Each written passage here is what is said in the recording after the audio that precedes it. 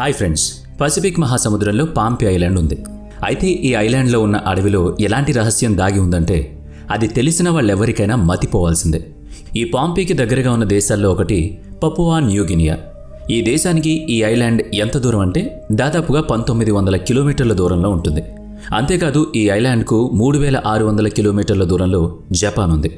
ఆకాశంలోంచి ఈ పాంపి ఐలాండ్ని చూస్తే మనకు ఎలా కనిపిస్తుందంటే ఈ ఐలాండ్ అంతా చెట్లు కమ్మేసినట్టు ఉంటుంది.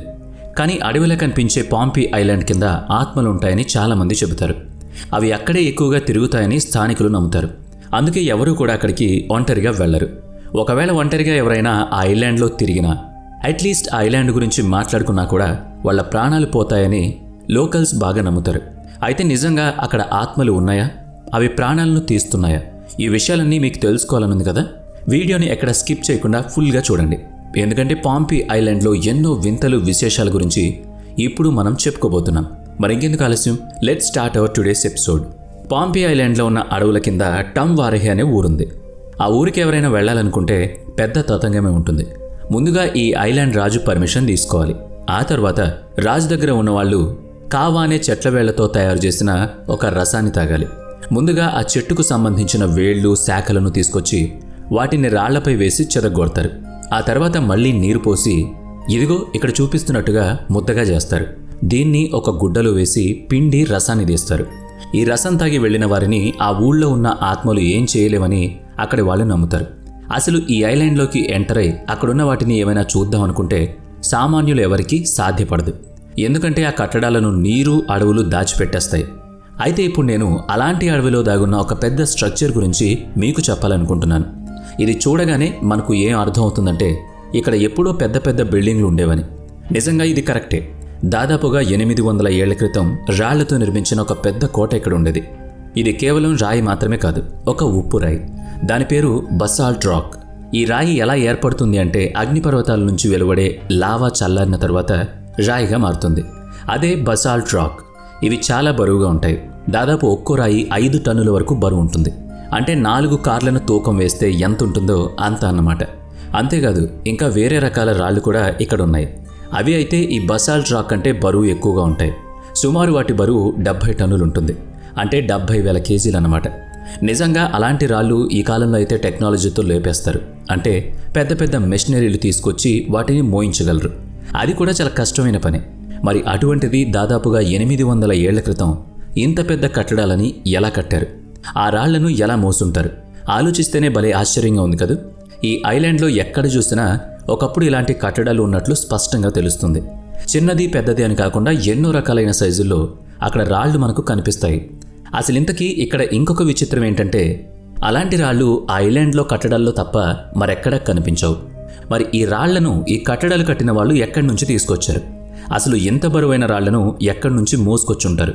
నిజంగా ఈ ఐలాండ్లో మనం ఏ మూలకు వెళ్ళినా అన్ని అద్భుతమైన కట్టడాలే కనిపిస్తాయి. వెరైటీ ఆర్కిటెక్చర్ని అక్కడ మనం చూడొచ్చు. మరి ఇదంతా అప్పటి వాళ్లకు ఎలా సాధ్యమైంది? దీనికి సంబంధించిన ఏ విషయాలు ఎక్కడా రాసిలేవు, ఎవరూ చెప్పలేదు. దీంతో ఆ విషయాలు ఎవరికీ స్పష్టంగా తెలియదు. ఆర్కియాలజీ డిపార్ట్మెంట్ను కూడా ఈ ఐలాండ్ ఆశ్చర్యానికి గురి చేస్తుందంటే ఈ ఐలాండ్ ఎంత మిస్టరీతో ఉందో అర్థం చేసుకోవచ్చు. అయితే ఈ ఐలాండ్ గురించి కొంతమంది చెప్పే మాటలను బట్టి చూస్తే మనకు కొన్ని విషయాలు అర్థమవుతాయి.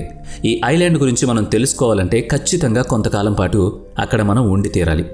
అందుకే ఇప్పుడు మనం కూడా అక్కడికి వెళ్ళి ఆ ఐలాండ్ విషయాలు తెలుసుకుందాం. అయితే అక్కడ నేను టెక్నాలజీ ఉపయోగించకుండా మాత్రం ఈ ఐలాండ్ను చుట్టి రాలేను. అందుకే లిడార్ స్కానింగ్ ఉన్న డ్రోన్ని వాడాను. హెలికాప్టర్లు కూడా ఉపయోగించాను.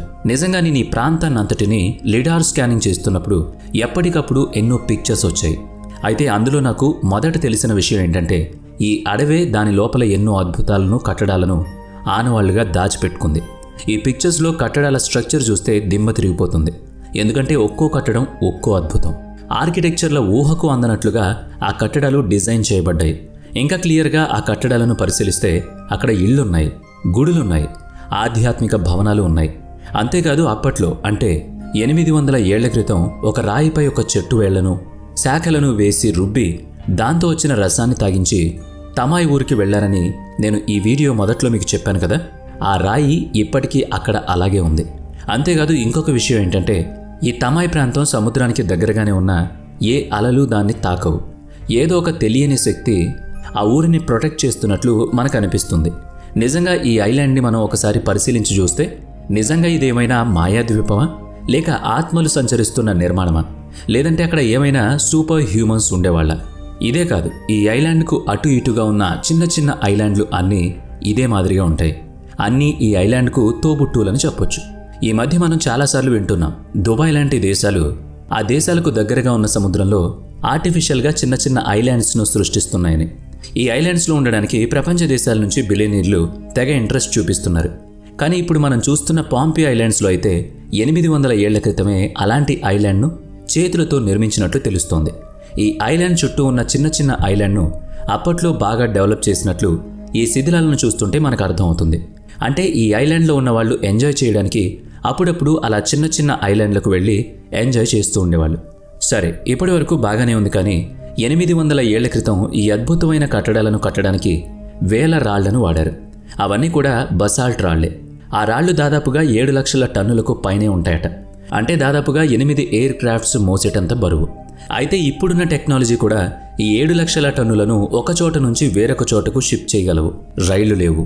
మరి అటువంటిది ఈ అడవిలో ఇంత పెద్ద సైజులో రాళ్లు ఎలా వచ్చాయి? ఎవరు ఇక్కడకు వీటిని మోసుకురాగలిగారు?